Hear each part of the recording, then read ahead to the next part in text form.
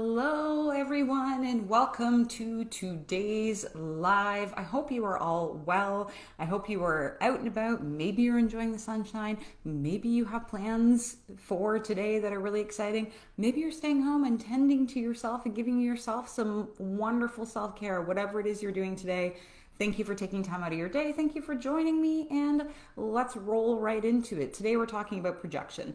And I think projection is one of those things that as we're kind of navigating our own human experience, we don't even realize that this is happening. It's like we haven't come to this understanding that when we're talking to other people specifically, when people are having reactions to us, when we're having reactions, we don't really have the words to express, and we don't really know exactly what is going on beneath the surface and what is driving some of these emotional reactions.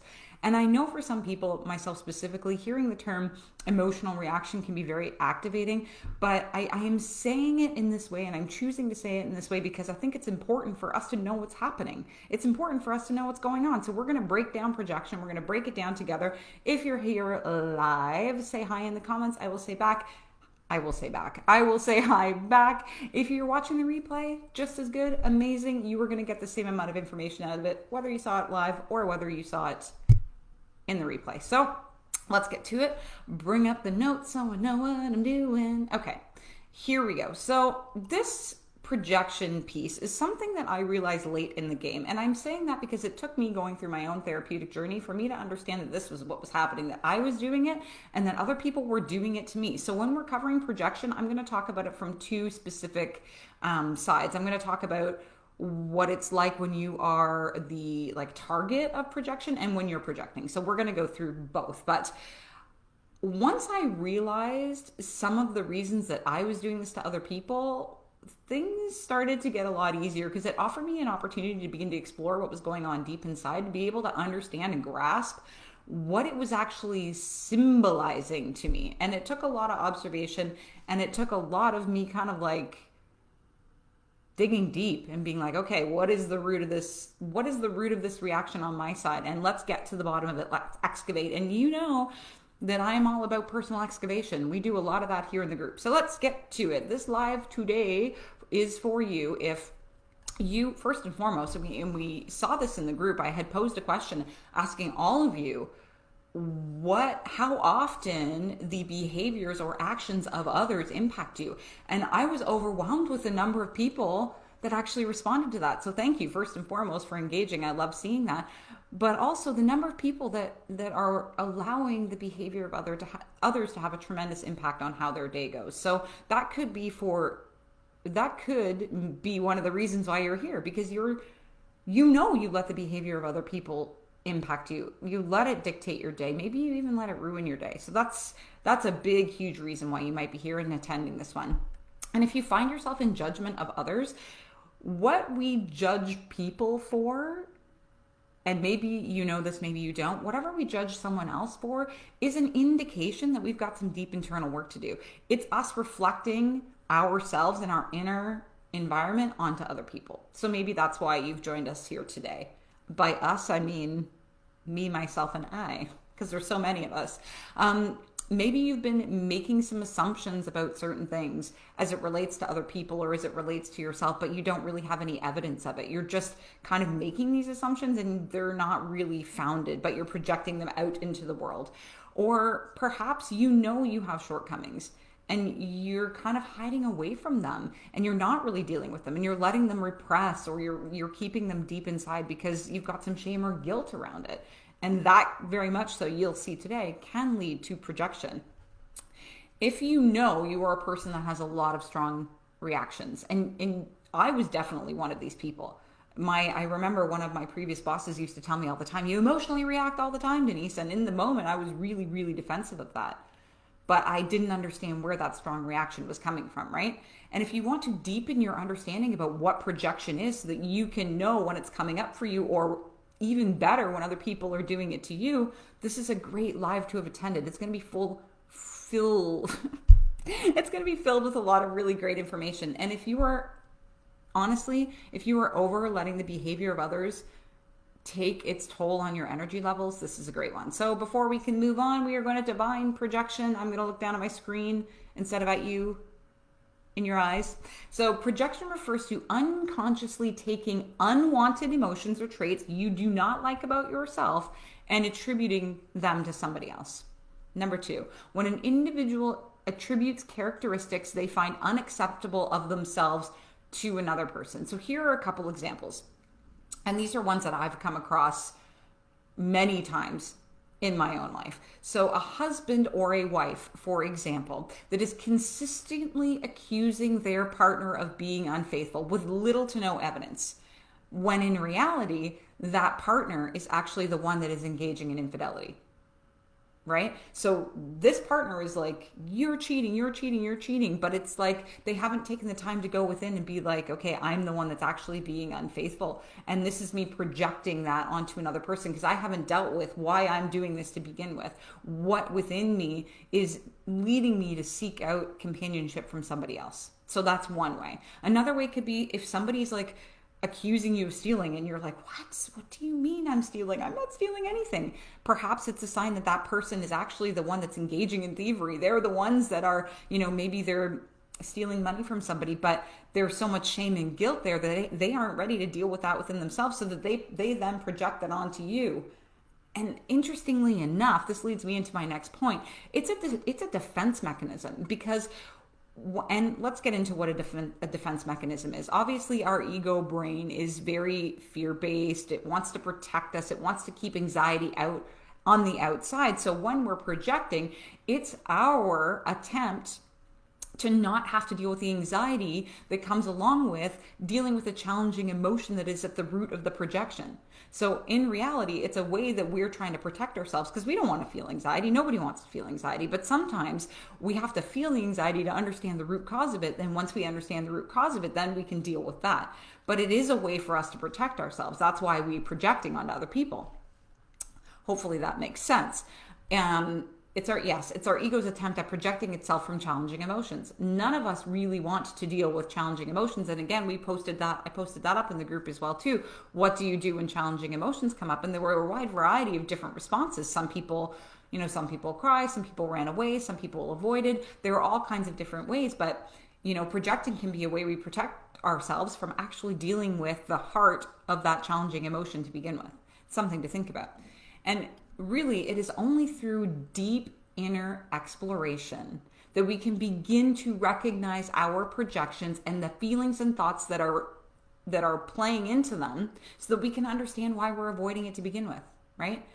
And when we're thinking about projection, I want you to actually, if you kind of need a visual to understand how this goes down, think about being in a movie theater. When you're at a movie theater, you're looking at the screen. It's not the screen itself that's playing the image, it's the projector from the back, right? And so similarly, when we're doing this to other people, or when other people are doing this to us, it might not even be them up front, their upfront self that is doing this projection or responsible for it. It could be the subconscious that is playing in the back, the subconscious then being in relation to the actual movie theater projector.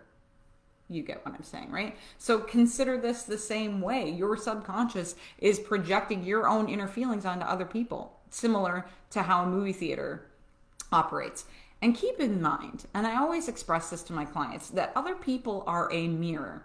They are a reflection of your inner world. They are a reflection of who you are on the inside. You cannot see in other people what is not available within yourself.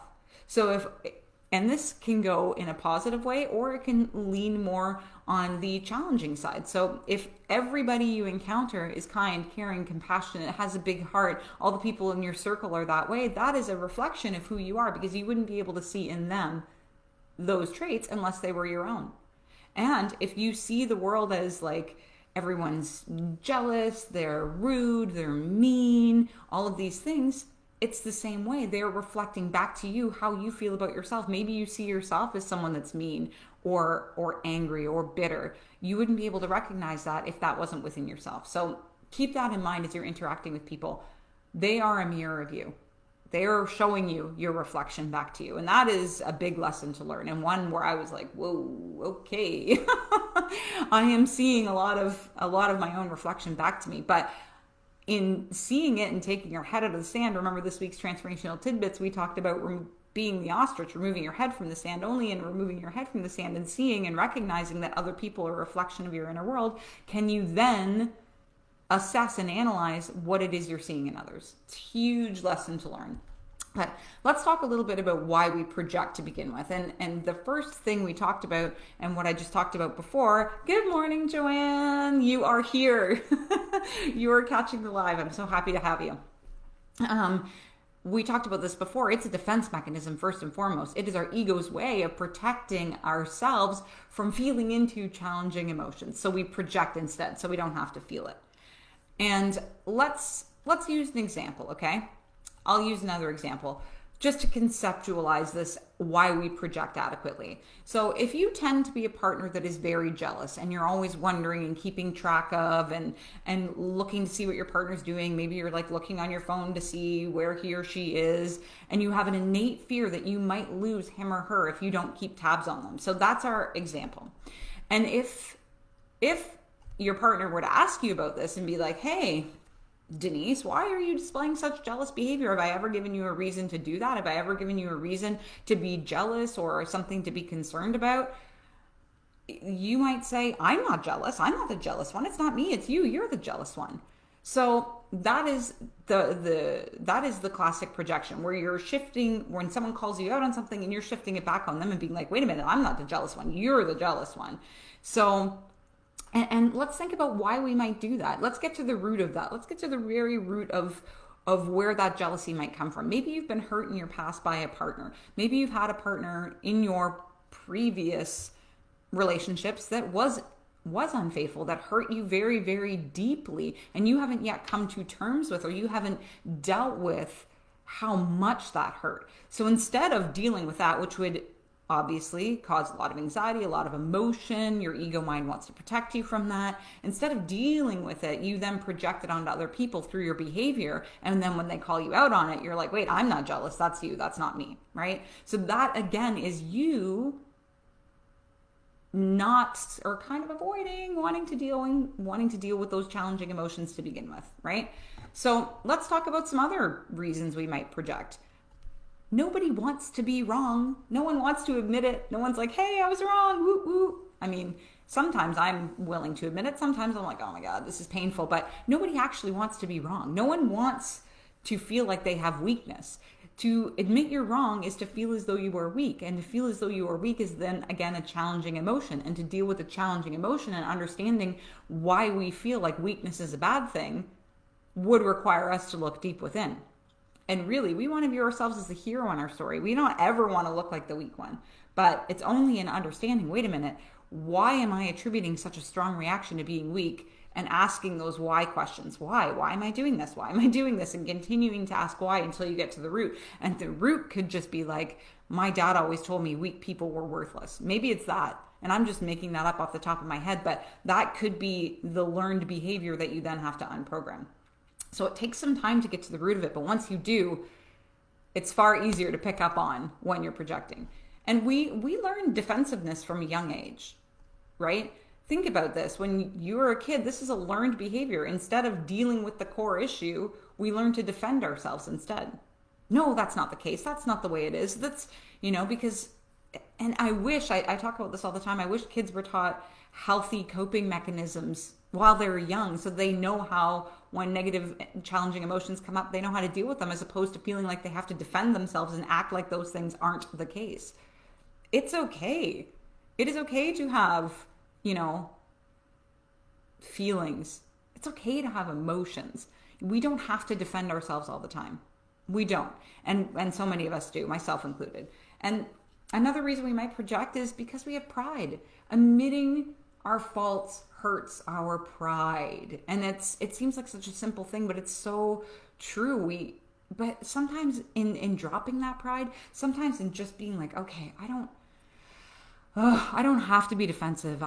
It's okay if I'm wrong about something. It's okay if I have feelings and emotions, and giving yourself that permission, it can feel a lot better, and it can give us some freedom. So let's talk about, now that we've kind of talked about the definition of projection, why we might project, let's look at this in terms of how it might come across from other people. So common projections from others. And again, I'm going to refer back to the group where a lot of people have said, yeah, the behaviors of others really have an impact on me. And I don't want that for any of you. I want you to recognize when someone else is projecting onto you, because I guarantee you, if their behaviors are getting that strong of a reaction from you, you could be getting a projection. And of course, you want to defend, you want to, you want to stand up for yourself and all this stuff, but we want to recognize when it's happening so we know, oh, wait a minute, they're projecting onto me. I don't have to let that impact me. I don't have to let that ruin my day. That's theirs to own, right? And the one overarching message I have as it relates to others projecting onto you is you are not in control of other people's behaviors. So the only behavior that you are in control of is of your own. So if someone's behavior is upsetting you, if someone's behavior is making you feel uncomfortable, you don't have to get upset about that because you can't control what they're doing. At the end of the day, you have no control as to how they're reacting or behaving. You can't be like, stop reacting like that. That's theirs to own. But what you can do is be like, wait a minute, I can sense that this is really hurting me, or I don't like how this feels. And you can choose to be like, you know what, this is not on me. This is not mine to own. This is on them. They are projecting onto me and I am choosing not to react. You are in control at the end of the day. You control your own behavior. So that's the overarching message. And if somebody is projecting onto you, if they are accusing you of things that are like dumbfounding and you're like, wait a minute, this is not who I am. This is not happening. And you start feeling like you have to go defensive mode. Remember, it's not on you. You control your behavior. And send them love and compassion, honestly, even if you don't say it in your brain. And I know I was talking about this in the group, like you don't have to say out loud, I send you love and compassion, but you can recognize, wait a minute, they're projecting something within themselves that they haven't dealt with onto me. And I send them love. And I hope they sort through that. And I hope they can find their way. Always send love and compassion because it frees you from having an emotional reaction, from using your energy in that way. And it also does them a lot of good too, because they clearly need that positivity. And they need that energy because ultimately projection is a sign that they have deep inner work to do. And maybe they're avoiding it because they're scared. Maybe they're avoiding it because they have so much shame and guilt around it, right? So it's always good to send love. And that's a hard lesson to learn because sometimes people make you so angry that you're like, I don't want to send them love. I want them to just piss off. But honestly, sometimes sending love just gives you freedom, and I highly encourage it. So let's talk about some of the most common projections you will get from other people. And tell me if you've heard some of these. I'm sure some of you have. You're always so angry. You're just an angry person every single day, Denise. That's a common one we hear. And what this might equal for that person is, I struggle and have shame around my own anger. And I haven't learned coping strategies that work for me. So by telling you you're angry, instead of just being like, wait, I struggle with anger.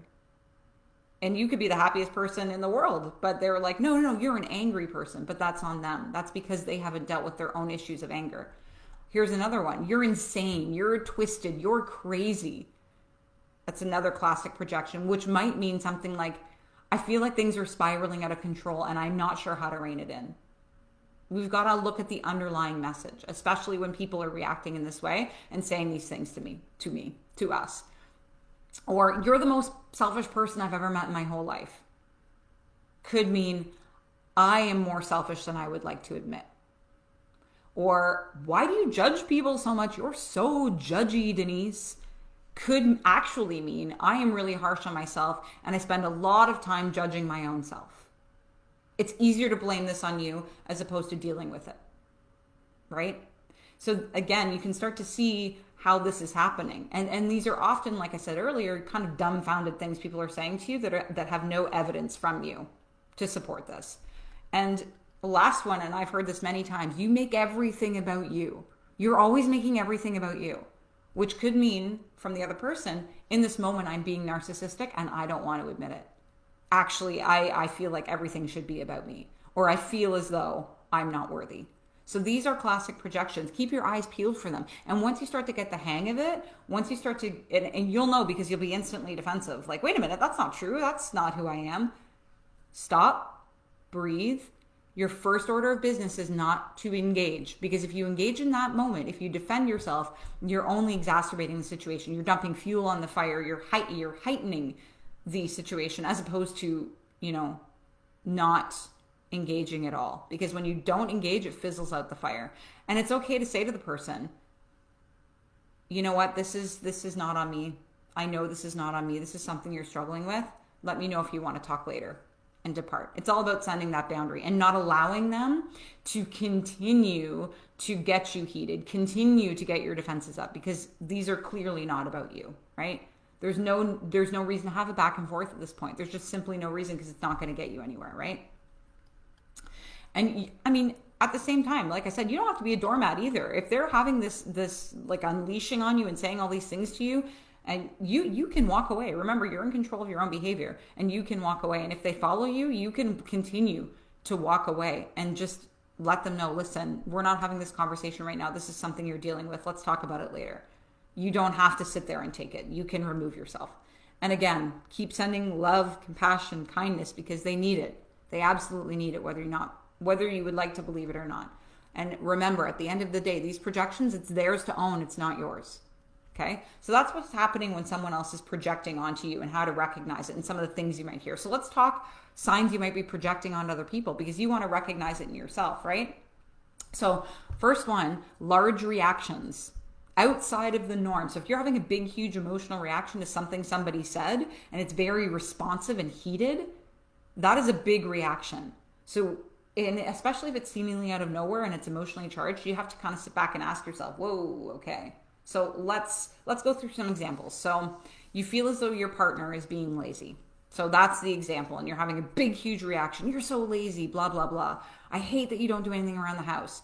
So let's take a moment to reflect on this. Is this actually the case? Or do you feel as though you can't give yourself permission to take rest, and you're feeling resentful? Because in telling your partner, hey, you're lazy, could really be a reflection of what you've got going on inside. Meaning you feel resentful for your partner because you feel like you have to do everything. So there's more to it. Another example could be you condemn a friend for having a beer at lunch. Oh man, you're drinking at lunch? I mean, what's going on there? The reflection piece could be you're actually concerned or feeling resentful because you're trying to cut out alcohol. So instead of just allowing your friend to have their drink, allowing them to have their beverage, you then be like, oh wow, you're drinking at lunch? But that's a reflection of your own inner world. It's up to your friend to make their own decisions, right? Something to think about. So number 2, when it comes to knowing if you're projecting on somebody else, understand and tune into your body's reaction. Your body will tell you a lot about what is going on. Your gut reactions, tenseness, like feelings in your stomach, things of that nature. Become tuned into those reactions and understand that it's a reflection of your inner world. So if you're talking to somebody and you're like, and it could be the friend with the beer, and you're like this, and you're clenching your whole body, like, what? Okay, your body's trying to give you a symbol. It's trying to signal you and be like, hey, what's going on here? Why are you having this reaction? So become attuned to your body and how it's talking to you. Number 3, question yourself. This is everything. When you're blaming or judging people for things, take pause. And of course, after the emotional reaction settles, because oftentimes we can't stop it in that moment, but afterwards reflect. Is this really them, or is this something I'm struggling with? And be honest with yourself, because if you're not being honest with yourself, if you're not taking time to actually understand what's going on, it's going to be difficult to excavate and sort through the underlying issue. And a good way to know is if you've been projecting, if you've had a big reaction and it's not about the other person, it's really about you, you'll feel guilty afterwards. You'll be like, oh man, why did I treat Mary that way? She's such a good friend to me. Why did I act that way? Why did I have such a big reaction? If it was the actual truth of what you were saying was true and you weren't projecting, you wouldn't have that same guilt. There would be a reason for it. You would have reasoning behind it, which would make the guilt subside. So question these reactions, question, and then uncover the layers. And finally, is this reaction specific to a particular individual? This is important. So if you're only, if you have one friend that every time she engages in one particular behavior, you fly off the handle or you have an emotional reaction, but somebody else could do it and you wouldn't have the same reaction. So if you're only reacting in this way to one specific person and one specific person only, that could be a sign of projection as well. So these are signs and symbols to kind of look out for when you're doing it on your own. So then once you know, okay, I'm projecting, let's talk about how to handle or how to manage it. First and foremost, we just talked about it, observation and reflection. This is key. We have to have an awareness of what is happening before we can do anything about it. We have to recognize, okay, I'm projecting. This is a defense mechanism. What is at the root cause of this? And some of the greatest ways to do observation and reflection is to journal. Some people, journaling is great. Other people, it's not so good. So, I mean, if you're a person that likes to write, get your journal out and use some of these questions. If not, you can ask yourself some of these and be honest about the answers. So, number one, why am I feeling reactive about this particular person's behavior? Why? Who or what does this person's behavior remind me of? What is activating here? Why am I feeling activated by this person's behavior? What's at the root of this? Or what are some examples where I have behaved in this manner? And think about times where you have behaved the exact same way this other person has. And why is that? Why is that activating to me? Why am I triggered by this? And another one might be, why do I find myself triggered in this situation? What part of my past does this remind me of? That's another really great question. And number two, we talked about this as well. Become honest about your feelings and emotions. How often when people ask you, how are you, do you say fine? Everybody does this. How are you? I'm fine. But are you fine? Because if you're just spitting out fine, that might not actually be the case. So the next time someone asks you, how are you, and you want to say fine, ask yourself, am I actually fine or what am I really feeling? Give them an authentic answer. You know what, Mary, I'm not feeling the best today. I'm feeling a little bit down. I'm feeling a little bit sad, but I'm sorting through it. Or I'm feeling great. I'm so joyful today. Be honest. Ignoring your feelings and emotions will lead to projection. So no matter what you're feeling, be upfront. And if they're not ready to hear that, that's okay. No problem. At least you're being true to yourself. But it's only in being honest about your feelings and emotions that you can actually understand when projection comes up and question it. Mindfulness is a great way to deal with projection. Here we are once again practicing mindfulness. This comes up in so many of our topics, but it is an important one because mindfulness gives us an opportunity to tune in. We're so tuned out of what's going on in our bodies, our emotions, our physical reactions. We're so out of tune and out of whack with it because we're too busy living on the external world as opposed to understanding our inner world fully. So being mindful and being present with ourselves gives us the bandwidth necessary to actually explore what's going on, explore deeply the root of our feelings or some of our reactions within our body. And it's only through that practice of mindfulness that we can actually get to the root cause of some of these projections and sort through them and deal with them, And while we do this, it's really important to have compassion and kindness for yourself. Just like we talked about earlier, sending love and compassion to other people that are projecting onto you, we have to have the same for ourselves. You have to be gentle with yourself and be kind with yourself. Projecting your feelings is usually due to feelings of guilt or shame. So you can release the shame. You can tend to yourself. You can say it's okay. I know you feel shameful in this moment, but let's explore it deeply. I have you. I'm with you. We're doing this together. And this is you talking to your inner self, of course, your inner child, your higher self, whoever it might be, whatever relates to you, and be okay with where you are. So if you're feeling guilt and shame, if that's an emotion that you're having right now, radically accept it. I radically accept the fact that I'm feeling shame around this, and I'm going to actively work towards understanding how I can better this emotion or better this feeling or increase it, heighten it, increase its vibration. So being kind is always key. And question your thoughts.